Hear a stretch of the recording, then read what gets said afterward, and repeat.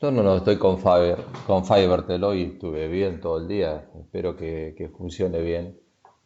Estoy todo el día colgado acá, así que vivo o en webinars o en conferencias, laburando, vivo colgado, así que por ahora funcionó todo bien. Eh, vamos a arrancar. ¿Alguna inquietud, alguna pregunta? Vamos eh, a continuar con el tema que estuvimos viendo, que estábamos viendo. Eh, el tema que estábamos viendo era el de es comportamiento organizacional. Es una manera de entrar al concepto de organización. ¿Mm? Entramos al concepto de organización, dejamos el tema de planeación, vimos administración estratégica, vimos modelo de negocios, vimos plan de negocios y ahí tuvimos una idea de lo que es la planeación. Por supuesto, la planeación es toda una disciplina en sí misma y hay muchísimas otras técnicas y tecnologías para aplicar sobre el tema para empresas mucho más complejas y también para hacer planes, es decir, dentro de los planes hay muchas aplicaciones para planificación de producción y para planificación de logística, que son todos aquellos planes que implementan los objetivos. Y cuando uno lo que hace es desarrollar tareas o diseñar tareas, en realidad lo que está haciendo es una manera de dividir lo que hay que hacer para llevar adelante los planes y obviamente así cumplimentar los objetivos. Y ahí entra el campo de la organización.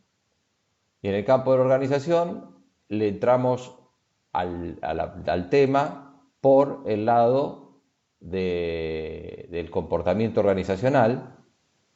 Vimos la gerente que no se quería ir los otros días, acá está. Y el comportamiento organizacional es algo que ocurre en nuestras mentes, que nosotros lo llamamos CO, generalmente lo van a encontrar en la bibliografía como CO, y que el comportamiento organizacional nuestro comportamiento en las organizaciones se ve impactado por el comportamiento individual de las otras personas, el comportamiento de los grupos existentes en la organización y del sistema organizacional, es decir, todo lo que formalmente establece la organización.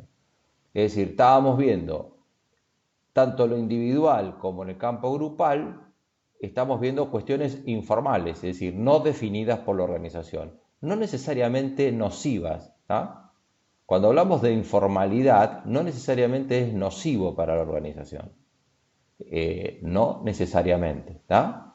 Entonces, acá estamos viendo cuestiones que hacen a dos factores del sistema o del sistema organizacional informal y específicamente cuando hablamos de sistema organizacional estamos hablando de algo formal que es definido por la organización y que establece cómo tenemos que hacer las cosas.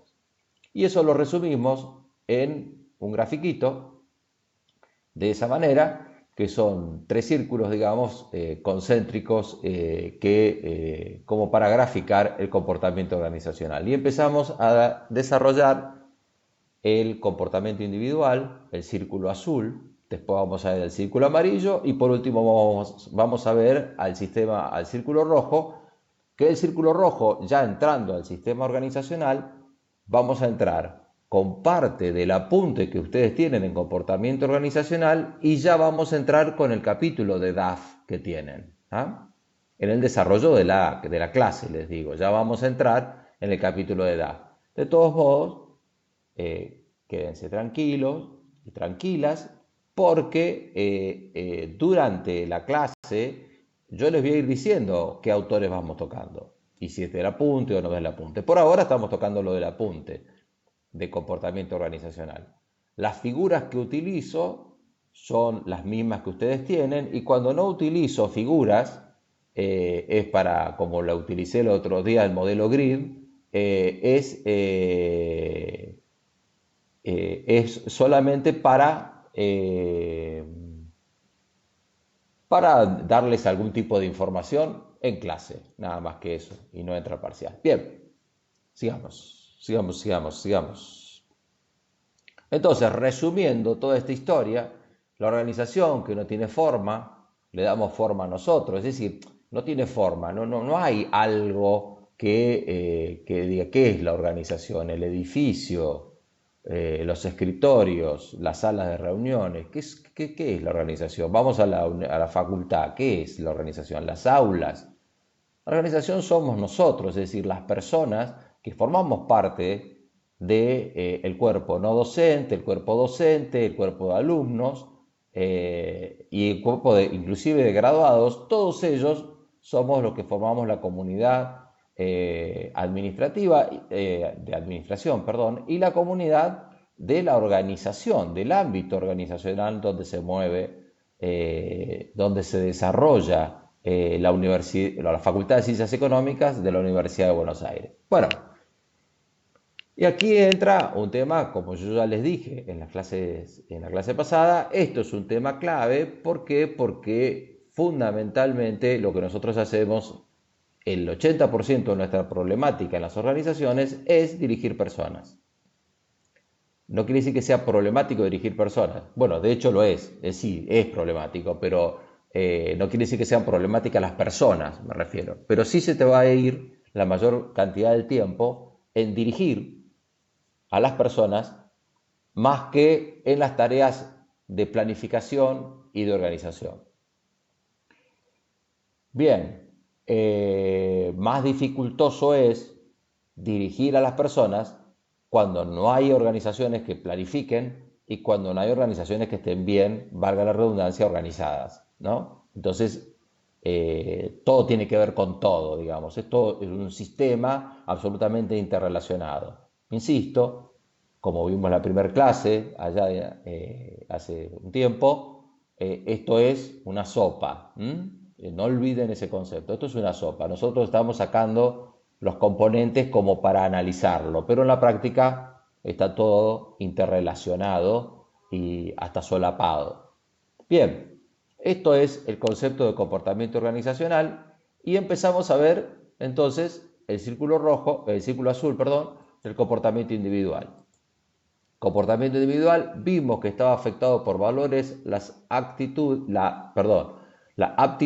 la actitud, y cierra el tema la percepción y la personalidad. La personalidad como algo integral y como una especie de manifestación, por decirlo así, manifestación externa de nosotros, las personas, sobre todo esos 4 factores que intervienen absolutamente interrelacionados. También lo vemos por separado como para comprender cómo es la historia de cómo somos las personas. Acá lo más importante cuando uno lidera organizaciones es conocerse a sí mismo primero y después conocer a las personas. Bien, sigamos. Vimos la aptitud, técnica humana conceptual, vimos los valores, los atributos que tienen los valores, los atributos de contenido y de intensidad. En realidad, el valor es un juicio.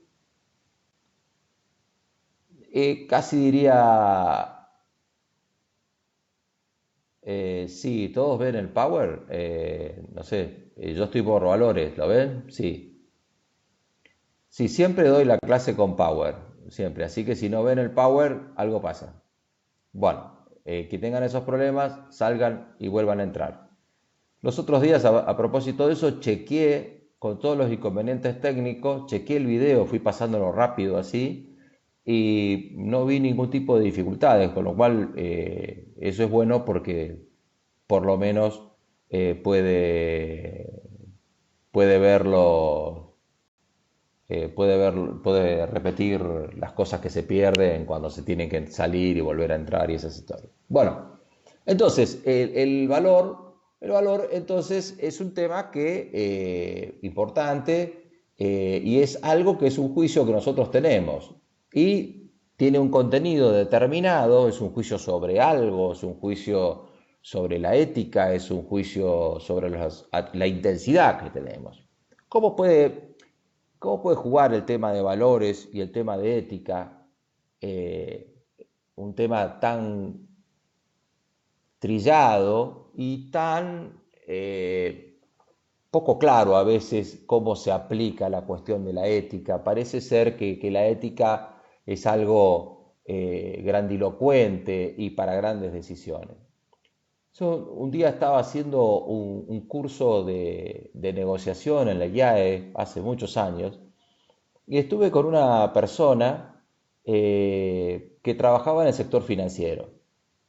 Y me comentó un caso que yo se los transmito como es la representación de la aplicación de la ética y cómo juegan los valores de nosotros, las personas, individualmente dentro de una organización.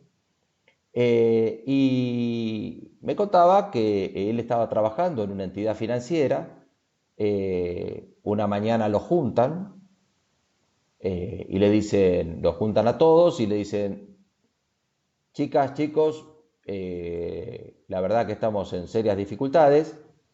Hoy van a atender a los clientes. Primero les digo, para que nos pongamos en contexto. Una entidad financiera, no estoy hablando de un banco, pero a una agente de bolsa, por ejemplo, está todo bien, María Eugenia, no está todo bien, buenas tardes. Entonces, una agencia de bolsa lo que hace es tomar fondos de personas, invertirlos, y si esa persona, cuando llega a algunos vencimientos, por ejemplo, vos podés tener un plazo fijo, tenés un vencimiento, esa persona tiene la decisión de retirar sus fondos o volverlos a invertir. Entonces, cada vez que vos tenés vencimientos, tenés esa disyuntiva y tenés la posibilidad de que tu cliente opte por sacar parcialmente o totalmente el monto que tiene invertido. Y bueno, eso implica que vos tenés que tener una disponibilidad de dinero para poder devolverle los fondos que le pertenecen a esa persona. Era una situación así, eso es más o menos cómo funciona una entidad financiera. Llegó ese día, los juntaron a todos y le dijeron, muchachos, no tenemos para pagar ningún vencimiento. Es decir, en resumidas cuentas, no le podían devolver un mango a nadie. No le podían devolver un mango a nadie. Así que lo que ustedes tienen que hacer en este momento es, cuando atiendan a los clientes, llamar a todos los clientes y convencerlos a que renueven. Es decir, convencerlos para ir al muere. ¿Mm? Es decir, convencerlos de que lo van, no se me ocurren palabras, lo van a embromar, ¿no? Entonces, no le iban a devolver la plata, porque la entidad financiera estaba en serias dificultades. La gran mayoría salió, la gran mayoría salió, empezó a hablar por teléfono y hicieron que el cliente renovara sus posiciones, a sabiendas, a sabiendas de que el dinero no iba a ser devuelto nunca, porque la entidad financiera estaba en dificultades. Esta persona dijo, yo eso no lo voy a hacer. No le dijo a nadie, simplemente cuando llamó por teléfono a sus clientes, les dijo, retira los fondos, porque esto se va al diablo. Uno podrá decir, ¿cómo es esta historia?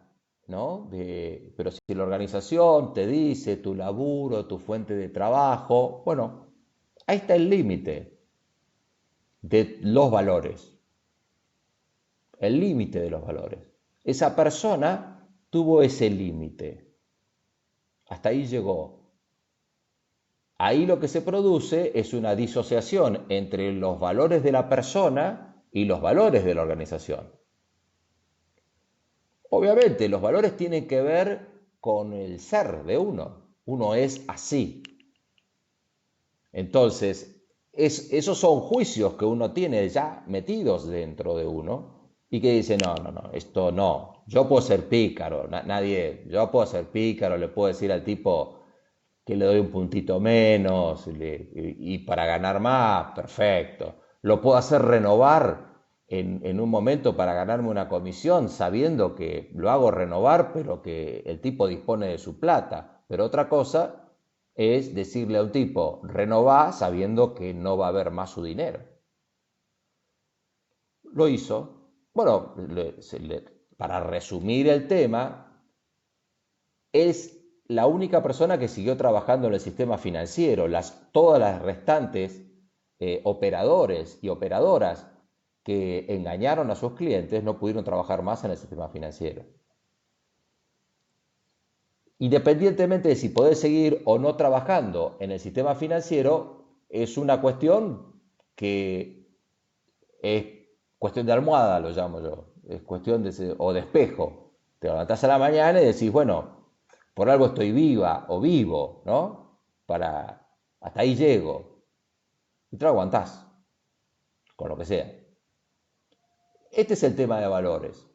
Este es el tema de valores, ¿no? Lo cual, muchas veces a mí me tocó entrevistar personas en organizaciones realmente desagradables, con lo cual, cuando yo notaba valores en la persona, yo digo, no, en esta organización no puedo hacer entrar una persona de estas características, no la puedo hacer entrar. Así juega este tema. Bien, porque a veces digo esto, porque si no les parece que uno está viendo valores, y es que me está haciendo ver, psicología me está haciendo ver, no, pero si vos lo analizás un poco al tema, juega, obviamente, en esta profundidad que nosotros le podemos dar, o yo por lo menos le puedo dar, ¿no? Juega de esta manera, casi como una clasificación empírica de la diferencia entre la aptitud y el valor de la persona, ¿no?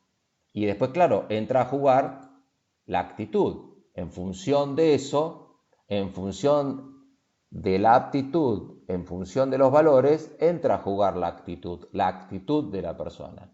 Obviamente que la actitud también es una reacción en función a lo cognitivo, es decir, a lo que vos conocés, a lo que vos absorbés, a lo que vos ves, a lo que vos recibís del otro lado, te afecta en lo emocional, en lo afectivo, y en función de eso es el comportamiento. ¿O no? O ya venís con determinados valores que te va dando también una determinada actitud. Bien, nosotros esto lo hemos visto, qué pasa con la actitud negativa hacia el jefe, ya lo vimos en la clase pasada. Hemos visto la actitud generacional, que existe más o menos un halo, donde se pueden agrupar algunas actitudes en función de la generación a la cual perteneces. Algunas, no todas, ¿no? Y la actitud hacia el trabajo, ustedes lo tienen en el apunte, no se lee muy bien, pero está la satisfacción, el involucramiento, la influencia, el compromiso. Compromiso hoy es un tema muy complicado. Hoy conseguir el compromiso de las personas en las organizaciones es un tema muy complicado. Y es un tema muy complicado en principal o como principal medida por responsabilidad del comportamiento de las organizaciones o del accionar de las organizaciones, para no confundirlos con el término comportamiento, por el accionar de las organizaciones. Las nuevas generaciones dicen, no confío mucho en vos, porque en cuanto vos tenés problemas, lo primero que haces es pegarme una patada a mí. Y es cierto.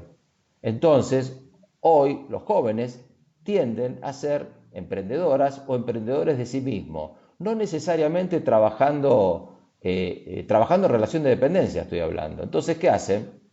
Miran y saltan de organización en organización. Ese empleo de por vida y la carrera en la organización, los jóvenes por lo general, hoy tienen la tendencia de estar menos tiempo en la organización y las mejoras generalmente lo consiguen a través del salto a otra organización. Y en función de la generación a la cual pertenecen, están buscando otros valores, que no necesariamente están involucrados al dinero. Entonces, es lo que los jóvenes están buscando, que se llama también la marca empleadora. Es decir, ¿qué marca tiene la organización como empleador? No las marcas que comercializa. ¿Qué marca tiene? Es decir, ¿qué prestigio tiene como empleador? Entonces, las personas buscamos o buscan en las organizaciones valores que les sean afines. Organizaciones verdes, organizaciones que cuiden el medio ambiente, es medio redundante lo que estoy diciendo, pero y ese tipo de cosas que hacen a los valores de uno mismo. ¿Mm? Y se lo está exigiendo ya que los cumplan las organizaciones. Y entonces los jóvenes en general buscan eso. Y además los jóvenes tienen hoy una característica que les pinta en un momento determinado, es decir, me voy a tomar un año sabático y me voy de viaje. O voy a viajar y voy a ir trabajando y me voy a ir pagando el viaje. Y se van. Uno de los temas más acuciantes que tiene hoy no es tanto buscar el talento, que es muy difícil, sino lo más difícil es retenerlos. Retenerlos. Porque los intereses personales que los jóvenes traen hoy están cada vez más separados de los intereses de la organización. Y esa es una falla de las organizaciones. Por eso estamos viendo tantas organizaciones que están modificando su accionar, modificando su conducta, modificando su cultura en función de esa adaptabilidad y en función de esa necesidad de retener talentos. Perdón.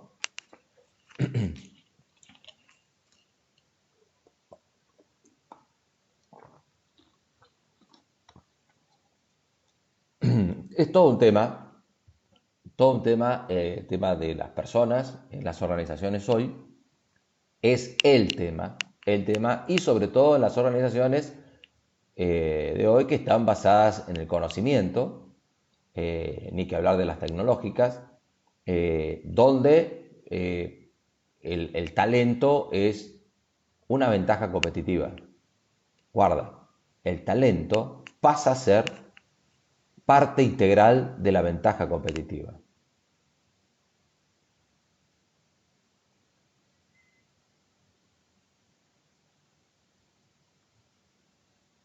¡Wow!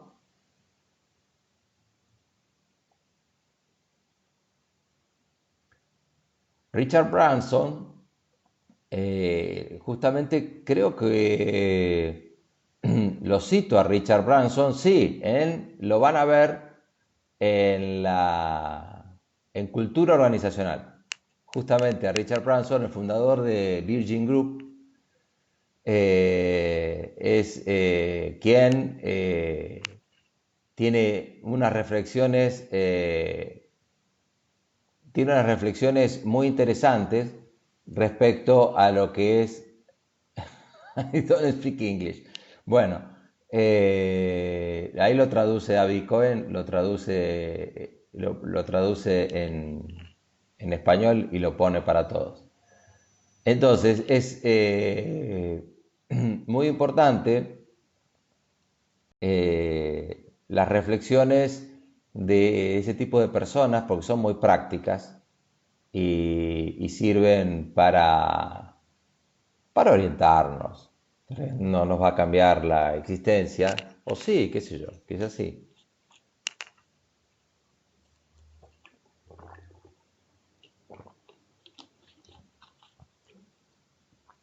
lo que Richard, una de las cosas que vamos a ver,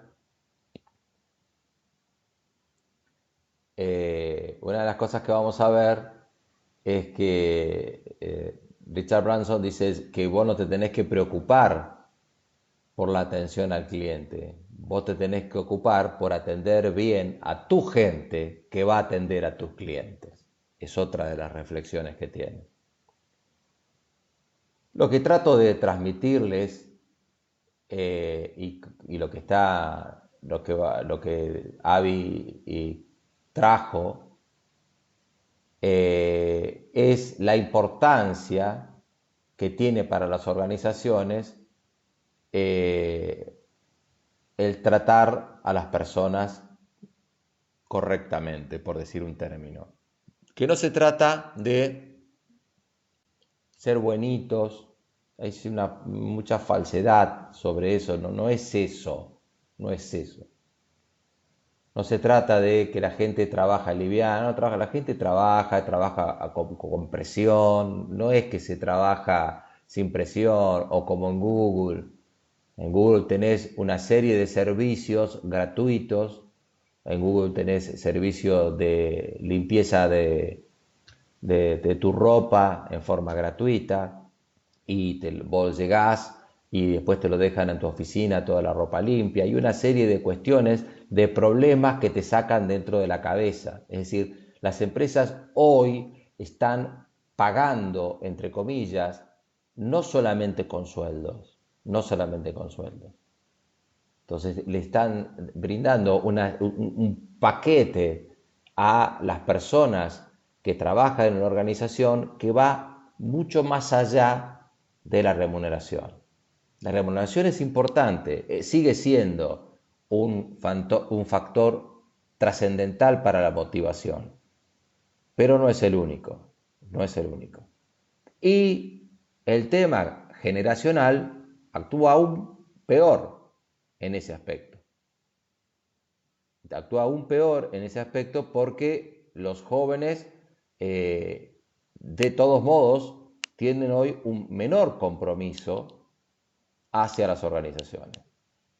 Entonces, a vos te quedan dos caminos.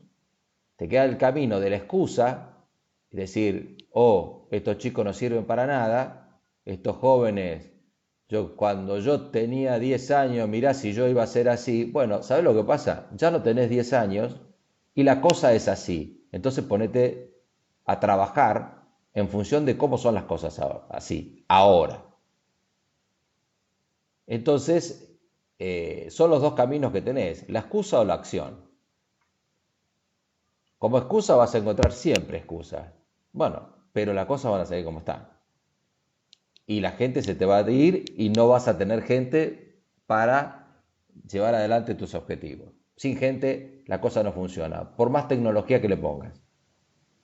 Por más tecnología que le pongas. Serán menos personas, pero las necesitas. Entonces, si las necesitas, son menos y cada vez más capacitadas y con mayor capacidad de talento, capacidad, actitud, sobre todo de la capacidad para trabajar un problema, no me vino la palabra, así que conceptual, ¿no? La capacidad conceptual y el conocimiento técnico y el equilibrio de valores es un tema complejo conseguir gente. Muy, muy complejo, muy complejo. Bien. Bueno, después lo vamos a ver a lo de Richard Branson en el tema de cultura organizacional, porque todo tiene que... Esto estamos viendo ahora, estamos viendo el comportamiento individual, estamos analizando a las personas. Después vamos a ver cómo la cultura organizacional se adapta a las personas también. Voy a decir, pero ¿cómo es esta historia? ¿Las organizaciones no tienen una determinada cultura? Sí, es cierto, la tienen. Pero también esa cultura es una cuestión dinámica que interactúa con el entorno. Entonces, esa cultura va, como su nombre lo indica, como toda cultura, recibe información del exterior y la va procesando de alguna manera y va respondiendo. Claro, siempre y cuando tenga dentro de su cultura esa capacidad de aprendizaje de las cosas que vienen. Si vos no sos una persona curiosa, si vos no tenés la capacidad de aprendizaje y sobre todo la capacidad de desaprender y volver a aprender, es decir, uy, esto que sé no va más, que es clave en el trabajo profesional, clave, te dediques a lo que te dediques, es decir, esto no va más. Exactamente, hoy arrancamos con percepción, hasta ahora fue repaso. Sí, hasta ahora fue repaso.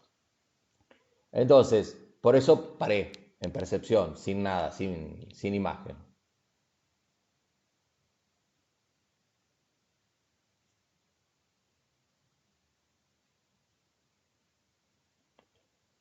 Claro, Avi, lo que pasa es que,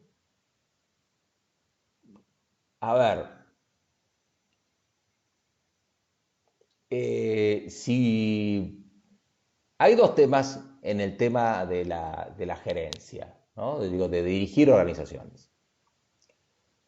Si vos te empezás a discutir el sistema, es decir, cómo es el mundo, no terminas más, ¿no? No terminas más. Ahora, si te pones a entender lo que vos pusiste, si vos te pones a comprender y a pensar en lo que vos dijiste dentro del ámbito organizacional, sí se pueden hacer cosas. Sí se pueden hacer cosas. Entonces ahí es donde vos tenés que trabajar. Pero si, Oscar, si el tema es el emprendimiento, es otro camino, absolutamente distinto. Es otro camino absolutamente distinto. Si vos, vamos a suponer vos, Oscar, decidís el camino del emprendimiento, lo que estamos diciendo te va a servir para la gente que vas a incorporar. Pero si vos seguís el camino de la relación de dependencia, si vos seguís el camino de la relación de dependencia, también te van a servir estos conceptos. Alguien, no recuerdo el nombre, me estuvo consultando sobre el comportamiento organizacional y me dice, pero esto sirve tanto para conocer a las personas, pero también le sirve al gerente. Claro, es un doble juego. Esto te sirve tanto a vos si tenés que dirigir, como a vos si sos dirigido. Además, también te sirve para decir qué hago yo con mi carrera profesional, suponiendo que trabaje como en relación de dependencia. Si vos te crees que estás exenta o exento de desaprender y volver a aprender, estás equivocado. Por más joven que seas, por más joven que seas, y por más que seas un millennial, o te diría ya no tanto un millennial, un centennial, porque el millennial ya está crecidito. El millennial ya está crecidito, pero tienen esas prioridades. Ahora, dentro del esquema de las organizaciones, las grandes responsables de esa respuesta de las personas, de los seres humanos a las organizaciones, tienen que ver con las conductas de las organizaciones. Sí, las conductas de las organizaciones. Yo que estoy enseñando sobre organizaciones, o trato humildemente de enseñar. Por supuesto que nunca es error de los jóvenes. Aparte, si un joven no intenta cambiar el mundo, estamos perdidos. Si tenemos una juventud que no quiere cambiar lo que existe, ¿a dónde vamos? Como humanidad, como raza humana. La única raza que existe, por otro lado, la humana. Entonces, ¿a dónde vamos? Estamos fritos. Estamos fritos. Necesitamos que el joven cuestione. Y necesitamos que el joven, porque los viejos ¿qué te dicen? O qué decimos, yo no soy nada joven, pero ¿qué te dicen? Ah, yo también cuando era joven tenía ideales y después, ¿sabes qué? Sí, es posible que te pase. O quizás no. Porque me pasó a mí, no necesariamente te puede pasar a vos. Y con que a uno no le pase, ya cambió algo. A ver, vamos a poner las cosas dentro del contexto del sistema. El sistema, el mundo, si vos me preguntás a mí, el mundo es un gran casino. Un gran casino. Entonces, después explicaré, no estoy acá para explicarles mi visión del mundo. Es un gran casino. Dentro de ese casino, pero por lo menos vos podés encontrar la beta a tu vida. Quizás no cambies el mundo, pero sí tu mundo, tu entorno, el entorno en el que uno se vincula. Entonces vos hacés, sí, estamos hablando de personas, yo estoy hablando de personas, nada, respeto las creencias religiosas. Yo no soy creyente, pero respeto las creencias religiosas, respeto todo. Hay,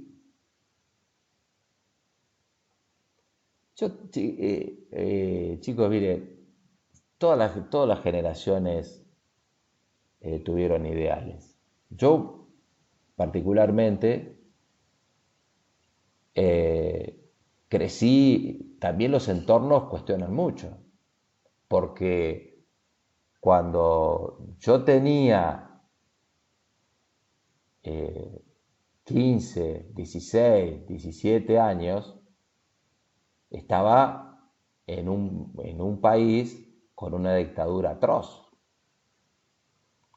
Entonces, claro, si vos escuchás las canciones que yo escuchaba en aquellos tiempos, yo los escucho a los jóvenes me dicen, yo me quiero cortar las venas, son todas tristes. Y claro que son todas tristes, porque el arte es el reflejo de una situación social en ese momento. Y aparte el arte era el camino para expresar lo que no se podía expresar afuera, porque perdías tu vida. Cómo los negros esclavos, a través del espiritual, pudieron, y del gospel, pudieron canalizar su dolor, su falta de libertad y las humillaciones que recibían a través del arte. Salvando las distancias, porque no llegamos a ese nivel de bestialidad, más o menos, más o menos, más o menos. Uno creció y entonces ya mi generación se vio absolutamente afectada por esa situación. Absolutamente afectada. Afortunadamente, las generaciones futuras no se vieron afectadas por esa situación. Y a medida que pasa el tiempo, y cada vez nos quedamos más lejos de esa dolorosísima situación que vivió el país, afortunadamente cada vez queda menos influencia de esa situación. Con lo cual, los...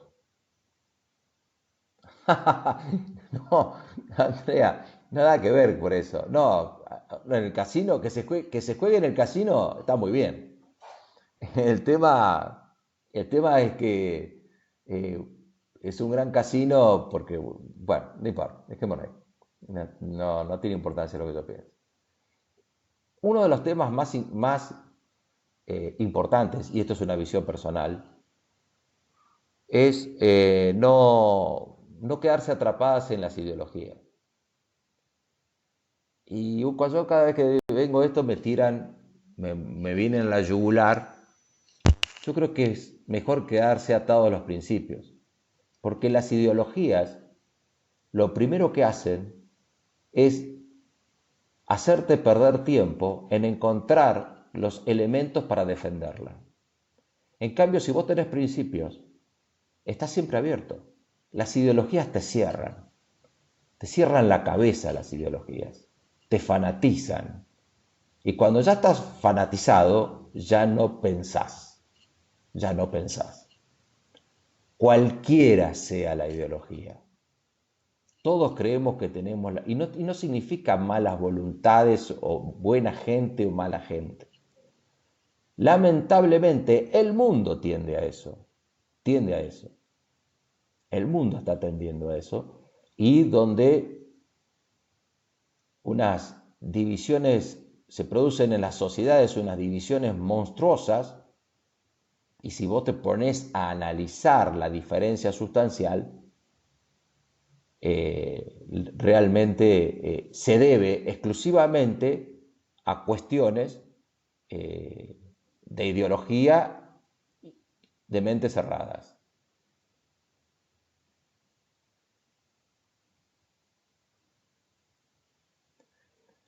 Bueno, Selene, yo no sé si es triste, si María Eugenia te he leído. Obviamente cualquiera tiene el derecho a seguir su camino. Esta es mi opinión, ¿no? Una como tantas. Nada, no es porque yo lo digo, tiene que ser así. Yo es lo que mi manera de pensar, nada más. Eh, y claro, y las grietas que se están produciendo en el mundo, no solamente acá. Y el problema es que cuando eh, si hay expertos en sacarte lo peor que uno tiene, y es complicado, es complicado, es complicado. Eh, ¿Qué sé yo? Si las personas, si hay personas las cuales no me llevo bien, la otra persona no es que sea peor que yo, no me llevo bien. Bueno, déjala correr, déjala que pase. No le vayas a la yugular porque no piense como vos, qué sé yo. Pero bueno, eh, en el campo de las organizaciones, volviendo al tema, es un tema importante. Y vamos a ver ahora un tema clave, que es el tema de la percepción. Es un tema clave.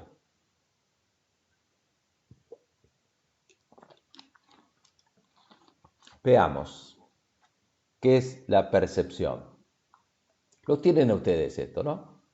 Dice que la percepción es el proceso mediante el cual organizamos e interpretamos mediante nuestros sentidos lo que sucede en nuestro entorno con el fin de asignarle un significado.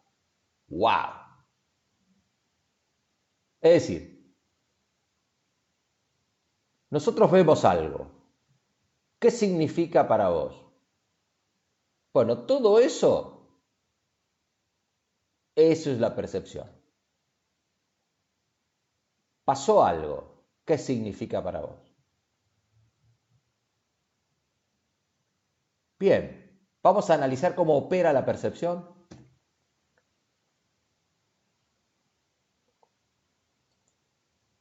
Vamos a suponer que ocurre un hecho determinado, cualquiera, lo que se les ocurra, cualquiera.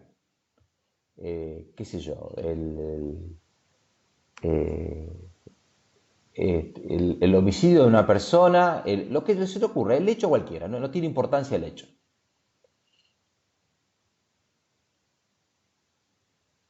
Bueno, justamente, ahora vamos a ver el tema.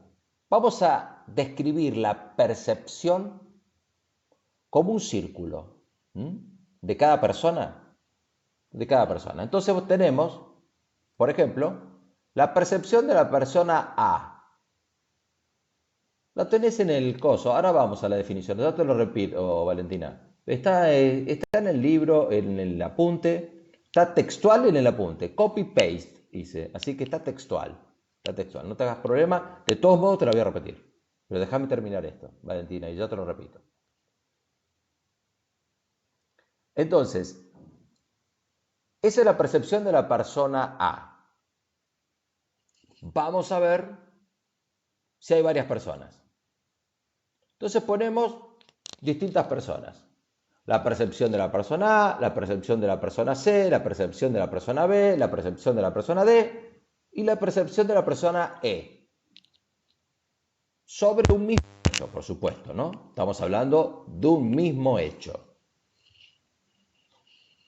Entonces, se produce eso. ¿Qué es eso? Bueno, fíjate, en las intersecciones, esto es conceptualización, por supuesto, la percepción no tiene formas, pero le damos esto para conceptualizar. Entonces, AB, ¿qué indica? La percepción coincidente entre A y B. AC, la percepción coincidente entre S y así sucesivamente. Y así sucesivamente. Pero hay un punto clave acá que ya Oscar me expolió el final. Me expolió el final. Entonces, ¿qué es S? Ese punto es lo que las personas A, B, C y D llaman, sin dudarlo, realidad. Eso es lo que nosotros llamamos realidad, que no es más que una percepción. Entonces, si vamos a la percepción, llamamos realidad. No sé qué quería decir. ¿Y qué pasa con la persona E? ¿Un genio? ¿Una genia? ¿O una loca? ¿O un loco? Ahora, puede ser una genia o puede ser una loca. Pero lo que se aseguro es que A, B, C y D van a decir que está absolutamente equivocado. Absolutamente equivocado. Así juega la percepción. Y así está ocurriendo en este momento con todos ustedes respecto a lo que yo estoy diciendo. Nadie puede dudar que lo que yo digo es idéntico para todos. Pero cada uno de ustedes tiene una percepción distinta de lo que yo estoy diciendo, de mis servicios, por decirlo de alguna manera, como docente. Algunos dirán, ¿por qué no se le caerá un tiburón en este momento y se lo tragará de un solo saque y que se venga abajo el edificio donde está? Y así sucesivamente cada uno tendrá una percepción distinta. Otros dirán, dice este infeliz, dice algunas cosas interesantes, tiene cara de bobo, pero algo le sale. Entonces, ahí está el tema de la percepción. Entonces, esto te sirve, el tema de la percepción, por un doble juego.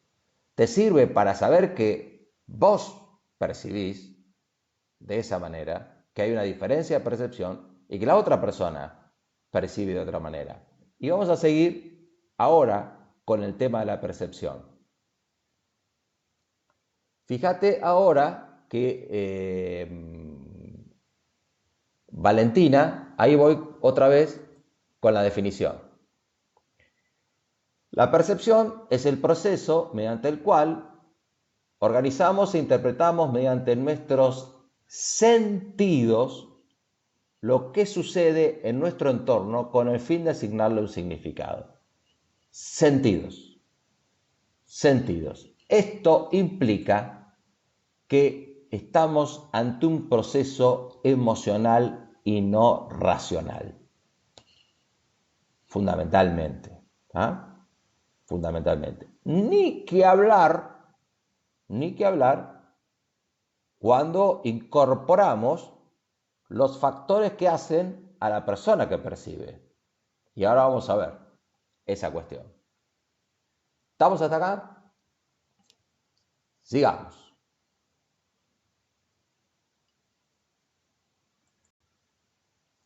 Entonces, acá estamos medio fuera de... Me quedó medio mal este gráfico, pero bueno. Este gráfico es así. Ustedes ven una gran elipse azul que dice factores que influyen en la percepción. Los factores son, tenemos dos círculos un poquitito más claros que dice en el receptor y en el objeto a percibir. En el receptor, es decir, en el quien percibe, el receptor es el que recibe el hecho, digamos, el que lo visualiza, lo percibe. Si bien la flecha está para un lado, es porque vos estás observando ese objeto a percibir, ¿no? Tenés tu actitud, tus motivos, tus intereses, tus experiencias, tus expectativas. Justamente, sin quererlo, estuvimos hablando de ideologías. Bueno, ahí lo tenés. Si es un filtro para la percepción la ideología. Tampoco es malo en sí mismo. Los valores son un filtro a tu percepción. Son un filtro. Y el objeto, novedad, movimiento, sonido, tamaño, proximidad, etc. Es decir, estamos hablando de percepciones de objetos acá en este caso, ¿no? Ya vamos a entrar en una percepción más complicada, que es la percepción de las personas. Y los factores de situación, tiempo y atmósfera.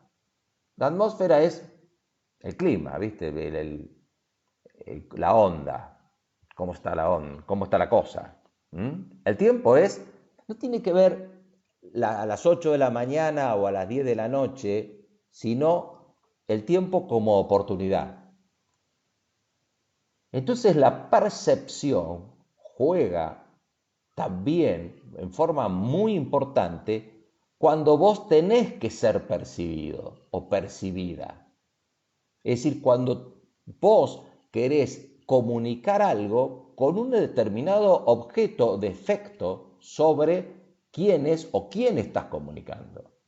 Con lo cual es muy importante la oportunidad, el tiempo y el clima. Entonces, dependiendo de lo que vos quieras comunicar, vas a necesitar de estudiar la oportunidad y el clima en el cual estás. Obviamente, vas a tener que analizar al revés las actitudes, los motivos, los intereses, las experiencias y las expectativas de la persona a la que le estás comunicando. Es decir, no te quedes solamente con tu percepción.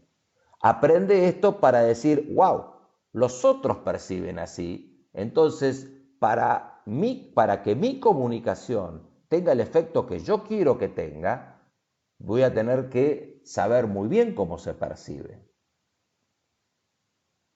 Y el tiempo y la atmósfera de cuándo lo tengo que hacer.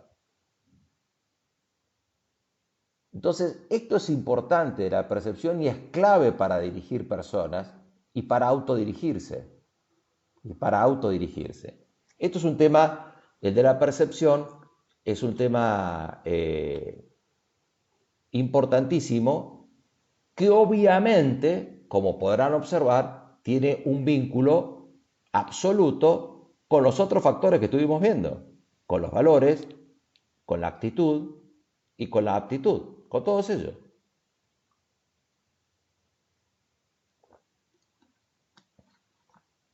Debo estar hablando a los gritos, los vecinos me deben estar insultando porque la garganta se me está destrozando, pero bueno.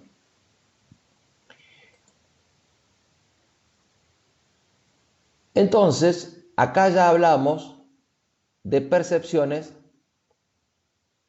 de las personas. Y para percibir a las personas, generalmente lo que entramos es a un tema de simplificar el camino. Es decir, como un atajo, ¿no? Es como un atajo.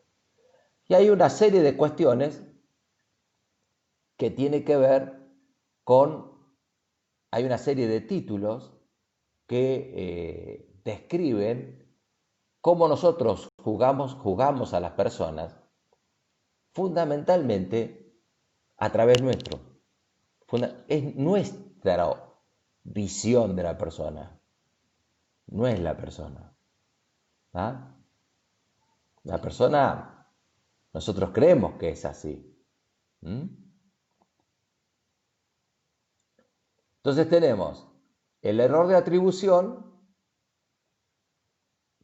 fundamentalmente pasa, también se lo llama fenómeno de proyección, es atribuirle a la otra persona los mismos valores que los nuestros.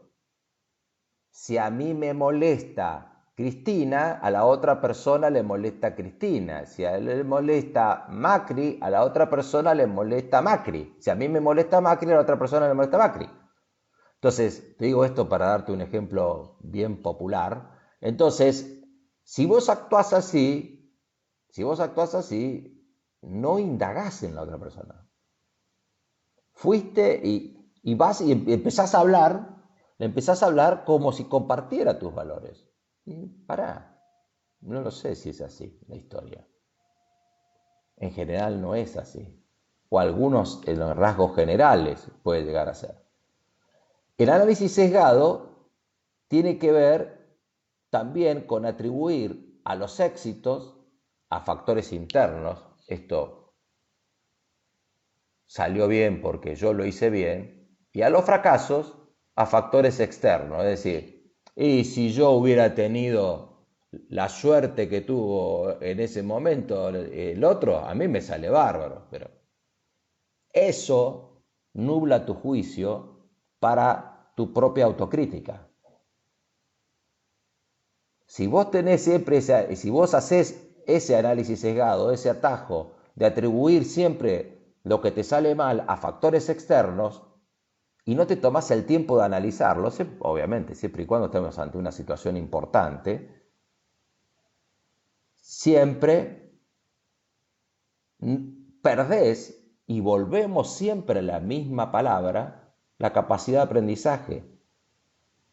Porque si vos no cuestionás, y no te cuestionás a vos misma y a vos mismo, no aprendés. Entonces esto es clave para dirigir personas. Esto es clave. Miren, muy poco tiempo antes de la pandemia hice un retiro espiritual. Había una chica, son esas típicas chicas, vieron que usa anteojos grandes, bien bronceada, con peinados voluptuosos, una chica normal, ¿no? Pero trato de expresarles la percepción del efecto halo, que es basada en algunas características. Esa era mi percepción. El efecto halo, esto, que está bien el efecto halo, con colgantes grandes, extrovertida, gritona, hablaba fuerte. Esa era mi percepción de ella. Si hiciera una serie de ejercicios, no sé, habrá estado media hora llorando esa persona. Media hora llorando. No dijo lo que le pasaba, lo que le había pasado y lo que venía arrastrando de su vida. Por la gravedad con que lo tomó, yo creo que era una situación de abuso. No lo sé, y me quedaré siempre con la duda, pero intuyo como poco por donde siguió el tema. ¡Wow! Me dije, no sé nada de la gente. No sé nada de la gente. Entonces vos te quedás con el efecto halo y en el fondo hay un dolor en esa persona que no sé si lo hace, que si está vinculado, ojo, no sé si está vinculado para nada. Pero fíjense cuánta historia hay detrás de cada uno de nosotros y de cada una de las personas que vos vas a contratar en una organización. Claro, no vas a hacer como un retiro espiritual de indagar otra historia. Obvio que bueno, vas a indagar y decir, che, ¿vos cómo te fue en la infancia? ¿Vos qué te importa? Te van a decir. Entonces, el tema es saber que usamos atajos para juzgar a los demás. Y por ahí el tema no es tan así. Que no vas a entrar en esto, sí, vas a entrar en esto por más que lo leas y por más que te lo sepa de memoria esta tablita. Vamos a entrar lo mismo, porque en la acción es la acción. Pero por lo menos por ahí decir, estoy entrando equivocadamente en esto. Vamos a ver. Para eso te sirve. No es porque no es que vas a ser una persona absolutamente diferente a las demás. No, pero te va a dar ese conocimiento. Fíjate el efecto contraste. ¿Cómo juega en la práctica el efecto contraste? El efecto contraste te sirve tanto para comunicar como para comunicar, es decir, si en este momento, suponiendo, viene a ver, no se me ocurre, no estamos presencialmente.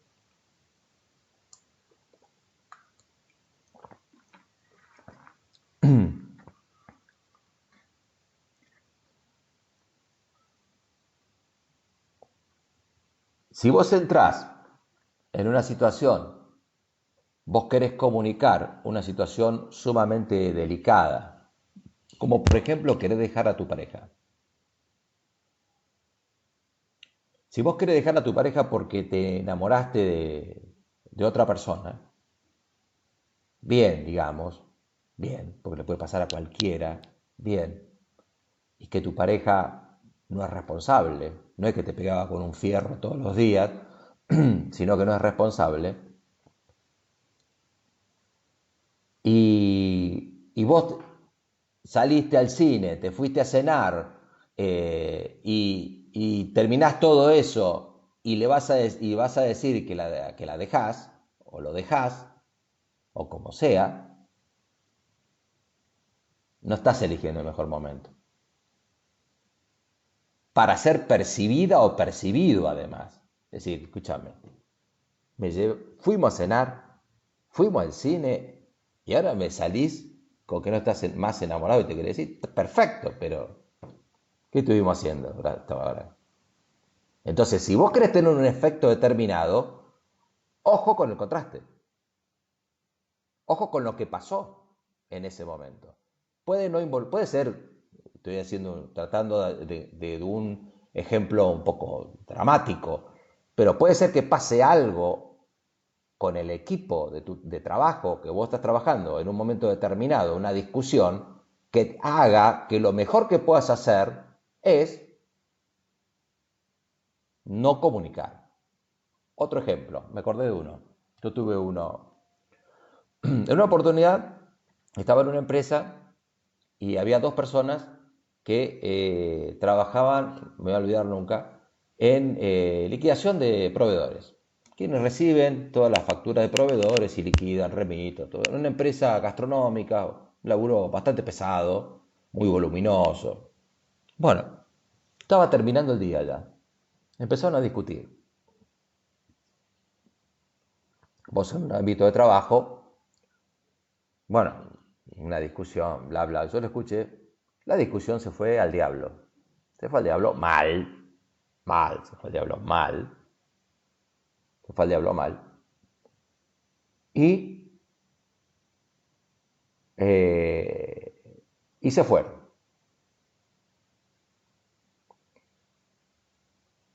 Si vos, yo te digo lo que hice, que no es un ejemplo, te estoy contando una historia, ¿eh? No es mirame a mí, olvídate que fui yo, te estoy contando una historia para dejarte cosas, ¿no? Hacé lo que yo hago porque yo soy un genio, ¿no? Vos podés reaccionar de la manera que se te ocurre. Yo te digo cómo reaccioné. Me callé la boca en ese momento. A la mañana siguiente los llamé y les dije, la próxima se van los dos, aunque me tenga que quedar yo a liquidar proveedores. Mentira, no, ni ahí liquidaba proveedores. Pero se los dije. Pero se los dije a la mañana siguiente, no en ese momento. Porque si vos se lo decís en ese momento, guarda con la respuesta que puedas recibir con dos personas que están en ese momento. Acá juega el contraste y juega también el tiempo, es decir, el momento y la atmósfera. Juega todo. Entonces, en ese momento, vos podés hacer que tu ego salga y dice esto no lo voy a permitir, o decir, lo permito ahora, se fueron, cuando volvieron al día siguiente, ya bañaditos y ya relajaditos, póngate. Y la percepción es otra. Y sobre todo, los efectos son menos dramáticos. Para eso te sirve la percepción. Y trabajar con esta historia de la percepción es una manera de aprender a la conducta de los demás y aprender a moverse en el ámbito de las personas.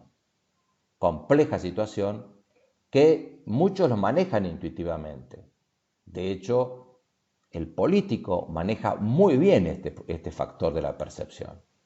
No voy a dar ejemplos, pero muchas chicanas que ustedes escuchan tienden a afectar la percepción de las personas. Tienden de nuestras, ¿no? De los gobernados. De los gobernados. Bien. Hemos terminado percepción. ¿Algún comentario? ¿Algo que quieran hacer? Mientras yo tengo que hacer una cosa, a ver si puedo. Si me dejan un instante que tengo que inscribirme en una cosa.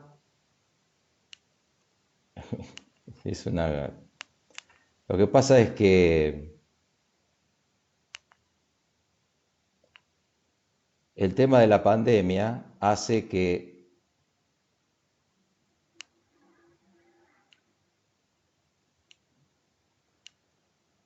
todo tenga protocolo ahora y uno vence a las 18 y me acordé.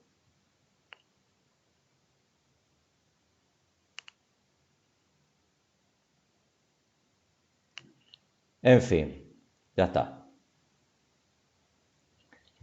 Listo.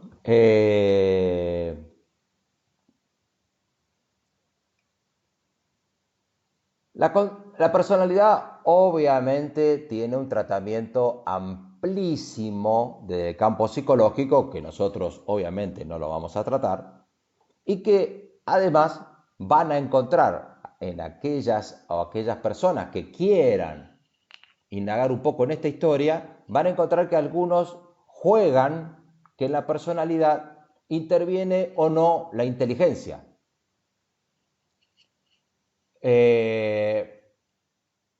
Yo creo que lo que sí interviene en esta definición, porque vamos a ver, podemos decir que la personalidad es la manera en que una persona reacciona ante la conducta de otra e interactúa con ellas. También reacciona en función de cómo la otra persona, cuál sea la conducta de la otra persona. Pero digamos que es la manera que vos reaccionás ante otros. Y ahí interactuás. Esa es tu personalidad, de alguna manera. Vos me dirás, pero eso lo hago en función de los valores. Exactamente, sí, exactamente. Aunque la personalidad... Ahora, hablando de inteligencia, sí diría que juega la inteligencia emocional. Es decir, la inteligencia emocional, que ahora hay inteligencia emocional en el subte, inteligencia emocional en el auto. La inteligencia emocional no tiene que ver con cuestiones específicamente de la capacidad de resolver situaciones mediante el intelecto, sino que tiene que ver con la capacidad de empatía que vos podés tener ante la situación que te toca vivir. Y tu respuesta y tu interacción en función de esa empatía. Hay personas sumamente inteligentes que no tienen esa empatía. No necesariamente son malas personas, ojo, no estoy hablando de eso. Entonces esa empatía hace que a veces son personas más centradoras o más agradables de estar con compañía o que pueden comunicarse de una manera mejor, etcétera, etcétera. Vas a ver después el tema de personalidad, una clasificación que no tiene mucho sentido que yo la repita. Tampoco tiene sentido estudiarse esto de memoria. pero si una persona es extrovertida, si es adaptable, si es meticulosa, si es abierta a experiencias, etcétera, etcétera. Como verán, es un resumen de todas las cuestiones que estuvimos viendo. Por eso es una cuestión dinámica que toma cada uno de esos conceptos y en función, digamos, todos esos conceptos, nosotros cómo volcamos nuestra percepción en función de nuestra personalidad, digamos, que ahí está también nuestra percepción, nuestra extroversión, la apertura a experiencias o no, etcétera. A veces se habla de... tengo la garganta destrozada. Eh, Después tenés los atributos de la personalidad, la autoestima, el maquiavelismo, el narcisismo. En Maquiavelismo ya sabemos que la persona que Maquiavelo, no sé si sabe, Maquiavelo fue un escritor que escribió un famoso libro que llamó El Príncipe, escribía para los príncipes. En aquellos tiempos se escribía para la nobleza, obviamente, como los artistas trabajaban para la nobleza, era la única manera de laburar para la nobleza. Así que, bueno, ahí tenés los atributos de la personalidad. Y aquí vamos cerrando, o cerramos, mejor dicho, el tema de lo que implica el comportamiento individual. Y yo le doy una importancia, mucha importancia en el curso, porque no sé si tiene una importancia trascendental en el parcial, por supuesto que es importante, pero me parece que es muy importante que nos detengamos, por lo menos en conocer qué es lo que nos hace ser lo que somos, ¿no? Y bueno, y qué es lo que nos hace ser a la otra persona. Y que a veces las personas, o la mayoría de las veces, hacemos lo que podemos. Y a veces comprender al otro no significa la otra mejilla, no significa darle la otra mejilla, no significa te perdono y no voy a eso, no voy a eso. Sino que te permite con el tema de la autoestima, por ejemplo, por ahí, porque el principal enemigo que las personas tenemos es nuestra propia mente. Ese es el principal enemigo que tenemos. Entonces la autoestima juega con nosotros mismos, no juega con el otro. Está bien, obviamente, eh, tus experiencias, tus experiencias pueden haberte afectado la autoestima, no cabe ninguna duda. Eso no cabe ninguna duda. Pero también es un ejercicio que depende de vos. Depende de vos. También a la otra persona le pasa lo mismo. Después ahí, nosotros no lo vamos a ver. Si alguien quiere ver el triángulo dramático, googleen el triángulo dramático y es un tema bastante interesante para ver. Pero ya entramos en un tema demasiado, no profundo, porque ustedes no lo pueden entender, pero nos vamos a extender demasiado en este tema. Bien, estamos dando por cerrado el comportamiento individual. Vamos a ver el comportamiento grupal y terminaríamos el día de hoy, que es muy simple el comportamiento grupal. ¿Quieren hacer alguna pregunta, alguna observación? ¿Están todos? ¿Están despiertas? ¿Están despiertos? Eh, eh, Hoy no hay partido, no estarán. Cambio de texto, no, no todavía. No, seguimos en el apunte. Seguimos en el apunte, todavía no entramos al libro de DAF. El jueves partido, claro. El jueves van a tener la tele prendida. ¿Eh? Voy a abrir la cámara y el volumen para sentirlo.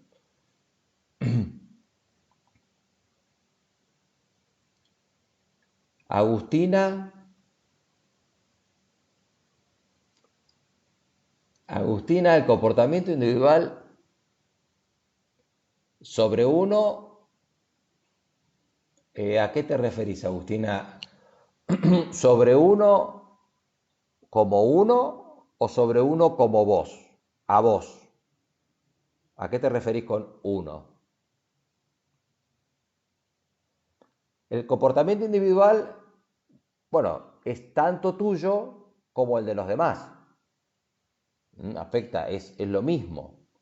Pero en el comportamiento organizacional, este comportamiento individual es el que impacta en el tuyo. Es decir, es un doble juego. Vos dirás, pero yo soy una persona igual que cualquiera. Así es, así es. Pero estamos hablando de la definición de comportamiento organizacional es el impacto en la conducta que recibe una persona que trabaja en la organización de las conductas individuales, grupales y del sistema organizacional. Todo eso condiciona tu comportamiento dentro de las organizaciones. ¿Cómo es el comportamiento individual? Como lo vimos. ¿Vos te comportás de la misma manera? Sí, vos, yo, todos nos comportamos de la misma manera. Con los mismos principios, digamos.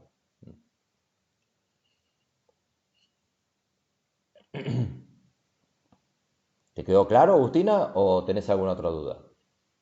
No hay problema, si tenés duda, adelante. Al contrario, al contrario. Siempre de las dudas salen cosas eh, interesantes.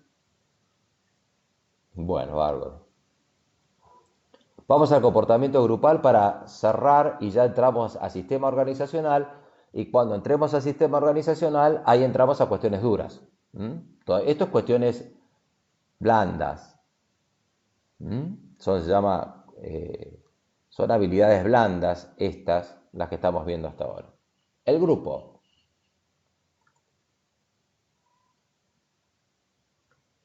Vas a encontrar que la definición de grupo, como dos o más individuos, un término bastante, personas se podría poner, ¿no? La próxima voy a poner personas, que interactúan de manera independiente y que se reúnen para lograr objetivos particulares. Bueno, dos o más personas que se juntan y quieren hacer algo.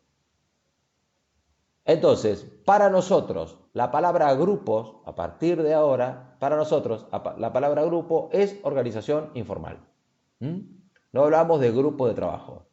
Van a encontrar que la bibliografía mezcla grupos de trabajo, grupos de tarea, equipos. Entonces, para no hacernos tanta complicación de la historia, lo que vamos a hacer es grupos informal. Un grupo de personas es un grupo informal de personas. Equipos son formales. Es decir, ¿qué quiere decir formal? Establecido por la organización. Grupos no establecidos por la organización. ¿Los grupos son siempre negativos? No, no son siempre negativos. No necesariamente un grupo de personas que se formen dentro de una organización puede ser nocivo para la organización. No necesariamente. ¿Está? Pero sí, para nosotros es organización informal. ¿Qué quiere decir? Que no está determinada por la organización. Se organizaron como individualmente, independientemente, informalmente. ¿Está? Bien. Vas a ver dentro del texto las razones por las que las personas integran los grupos. Y esto es importante, tenerlo en cuenta, conocerlo. Hay muchas personas que buscan socializar a través de los grupos. Necesitan pertenecer a los grupos con un sentido de pertenencia o porque el grupo se formó y se sienten excluidos o por razones de seguridad para ser protegidos o por razones de estatus porque en el grupo está determinadas personas que les gusta asimilarse a determinadas personas por poder, porque le da poder, porque yo pertenezco, yo soy amigo de fulano o amiga de mengano, y así sucesivamente. Está clasificado en seguridad, estatus, autoestima, pertenencia y poder. ¿Son los únicos? No, son los más importantes, pero no son los únicos, qué sé yo. Ahí. Vaya a saber. Algunos podrán estar obligados, qué sé yo. No sé por qué, pueden estar obligados, pero no sé, o sentirse obligados. Y vamos a ver por qué algunos se sienten obligados a formar parte del grupo. Pero es importante que tengas en cuenta esto. ¿Y por qué esto? Para que vos te vayas teniendo algunas herramientas para evaluar la permeabilidad que ciertas personas pueden llegar a tener para formar parte de un grupo. Y siempre hay que estar atentos a la formación de grupos, porque sí, se puede convertir el grupo informal, se puede convertir en un factor de poder dentro de las organizaciones que actúe contra lo formal. Es muy común que eso ocurra en las organizaciones. Entonces es importante tenerlo en cuenta. Los autores dividen generalmente en 5 etapas. Para mí, la etapa de formación de grupos en grupos, como nosotros lo consideramos desde el punto de vista informal, tiene solamente 3 etapas, que es la formación, es decir, el momento que se va formando. A veces un grupo de personas confluyen entre sí por una situación que los une en ese momento de desorden, que puede llegar a ser, por ejemplo, un despido de una persona altamente capaz y que fue despedida injustamente porque no quisieron despedir al hijo del dueño, o porque no podían despedir al hijo del dueño, entonces tenían que despedir a alguien, lo despidieron a él. Estoy inventando nada. Entonces, hay una rencilla y se genera un grupo. Se va generando un grupo. Hay un momento muy desordenado cuando se genera el grupo, se van conociendo, y después se van cohesionando. Es decir, ese conocimiento va pasando a la aceptación y tiene más cohesión. Inclusive puede llegar a resultar que algunas o alguna persona comienza a tener cierto liderazgo en el grupo. Puede llegar a ser, o puede llegar a ser más de uno que tenga cierto liderazgo. Esas son las 3 etapas, muy someramente, ustedes tienen para leerlo, muy someramente de la formación de un grupo. ¿Para qué me dan las etapas? ¿Para qué quiero saber yo las etapas? Bueno, para que sepas cuándo se puede estar formando un grupo. Lamentablemente nosotros tenemos en nuestro país muchos hechos de grupos formados sobre situaciones desgraciadas. El grupo de padres formado por las víctimas de Cromañón, el grupo de padres formado, padres o familiares formados por las víctimas del accidente del tren en Once, y así sucesivamente. Entonces, esos grupos, por dar un ejemplo, vos tenés que estar atento a eso. Es decir, primero, si ocurre un hecho así, pueden formarse grupos. Olvídate de la gente de Once y de todo eso, porque son ejemplos para lo que yo voy a decir que no están aplicados, ¿no? Estamos hablando dentro del campo de las organizaciones. Pero vos tenés que decir, para, acá se me puede armar un grupito, acá voy a tener que comunicar de otra manera, voy a tener que ir viendo e indagando a las personas por persona. ¿Por qué tenés que ir indagando a personas por persona? Para evitar esto. ¿Mm? Para tantear este tema. No lo dejes pasar.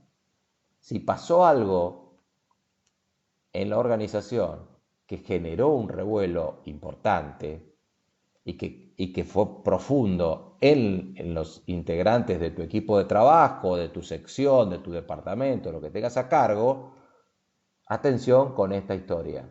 Entonces, ahí te sirve la etapa para saber qué grado, si hay un grado de cohesión. Si hay un grado de cohesión, quiere decir que ya hace bastante que el grupito se está formando. ¿Tá? Para eso te sirven las etapas. Entonces, ¿qué pasa cuando el pensamiento de grupo es una disfunción ya? Es cuando el grupo actúa sobre lo informal. Sobre lo formal, discúlpenme, sobre lo formal.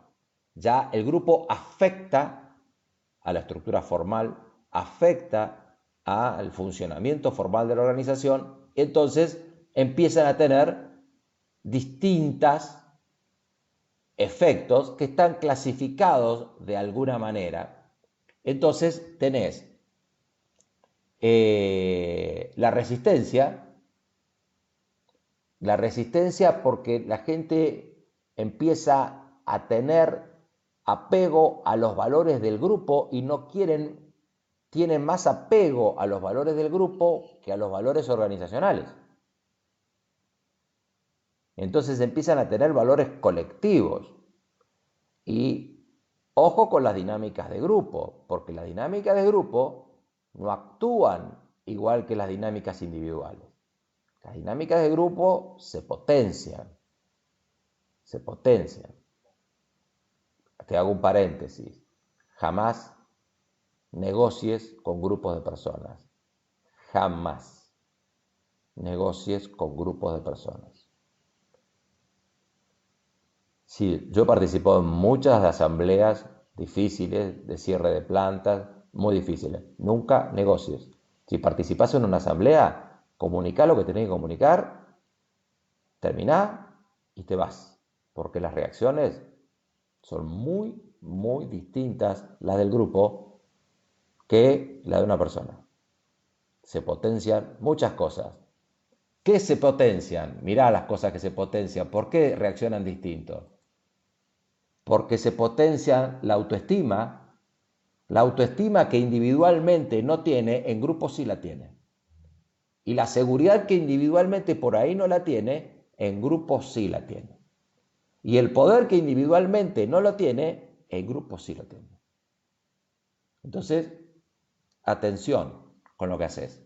En ese caso, asambleas, comunica y te vas. ¿Quieren negociar? Perfecto, nombren a un representante, lo recibo, pero no negocio con el grupo. El representante solito, cara a cara, nada más. Bien, presiones, obviamente. El grupo empieza a presionar. ¿Por qué? Porque generó ya una escala de valores propia. Una escala de valores propia. Cómo debería ser la historia o cómo deben ser las cosas. Inclusive, esto también los grupos se forman cuando hay problemas de alta dirección. En las empresas familiares es típica la existencia de grupos cuando hay peleas en las estructuras de alta dirección, no necesariamente familiares, pero vi muchas empresas familiares donde existen muchos grupos. Inclusive puede ser, bueno, los sindicatos no son un grupo dentro de la organización. Yo te podría decir que podría estar el delegado, quizás, formando un grupo.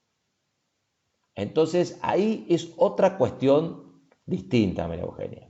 Otra cuestión distinta. Porque ya el sindicato, si vos no creaste un vínculo adecuado con el sindicato, vas a tener dificultades y es posible que obviamente te genere grupos que respondan al delegado o a la delegada en primera instancia antes que a vos. Pero en vez de combatir eso, vos lo tenés que empezar a asumir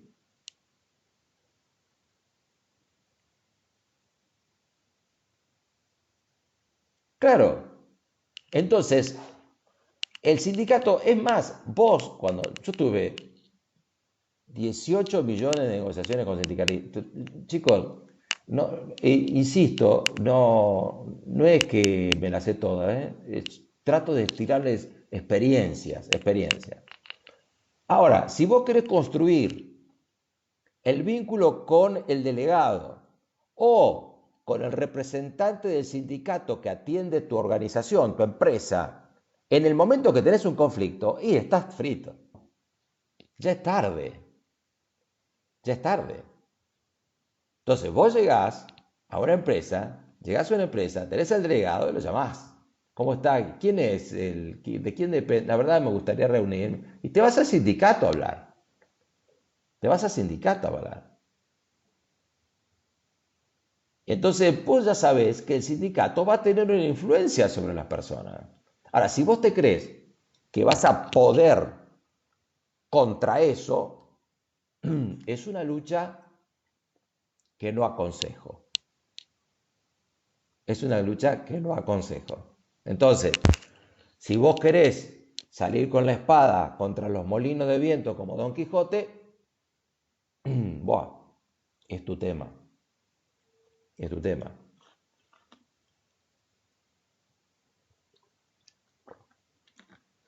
Pero, entonces, el tema es que, lindo ejemplo el del sindicato, no se me había ocurrido nunca traer el sindicato. Si bien no estamos hablando acá del sindicato específicamente, pero el sindicato nunca, salvo que haya una mala voluntad, una voluntad de dolo, nunca el sindicato va a ir más allá de lo que vos les permitas. Nunca.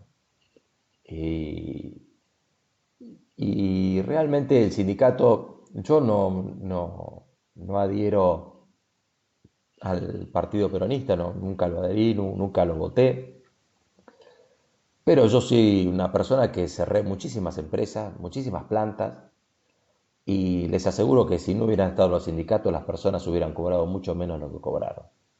Y en algunos casos ni siquiera hubieran cobrado. Yo he negociado con muchísimos sindicatos, jamás nadie me pidió plata. No estoy defendiendo al sindicalista millonario que vos estás viendo por ahí, que no estoy defendiendo eso. No estoy defendiendo eso. Tampoco se necesita mi defensa, me importa tres pitos lo que yo digo, pero el tema es que el sindicato es un contrapoder necesario. Es un contrapoder necesario. El problema es cuando un contrapoder se convierte en poder. Ahí tenemos para discutir largo. Ahí tenemos para discutir largo. Pero bueno, volviendo al tema de...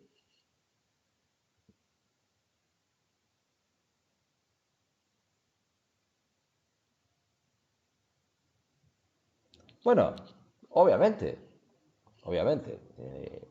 Ahí en Peaky Blinders, digamos que empezaba a generarse lo que era un sindicato. Hoy, la estructura del sindicato, es lo suficientemente fuerte si tenés un delegado, y hay empresas que tienen 4 delegados.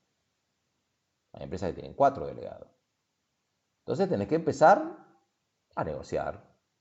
Es un factor más para dentro del vínculo con las personas. Un factor más que tenés que tener en cuenta. Un factor más individual en el sindicato es una persona que vos tenés como delegado o delegada, es una persona que está haciendo carrera en el sindicato. Entonces, cuando vos vas a negociar, tenés que cuidarla. Porque si vos la dejás indefensa ante los empleados y ante el sindicato, la dejás desprotegida, la herís a la persona. Y una persona herida, la próxima vez va a buscar revancha. Entonces tenés que ser inteligente para negociar. No sé si la palabra es inteligente, pero tenés que manejar todas estas cuestiones para no dejarla herida. ¿Por qué? Porque la relación es duradera. Si lo ves una sola vez a la persona y no te interesa la persona, más sí, quedaste herida, andá a llorar a la iglesia, ¿qué me importa? Ya está. Pero en este caso la vas a ver todos los días. Con el sindicato tenés todo el día, como con tu personal, todo el día el vínculo. Es una relación duradera. Con lo cual, tenés que actuar en función de eso. Si vos lastimás, te va a venir el hachazo en cuanto pueda la otra persona. Entonces tenés que protegerla a la otra persona para no dejarla en banda. Es más, tenés que estar atento cuando vos tenés alguna situación así de llamarlo, decir, ojo, que a vos se te está pasando por delante esto, no lo estás viendo y se me va a generar un lío y yo no quiero.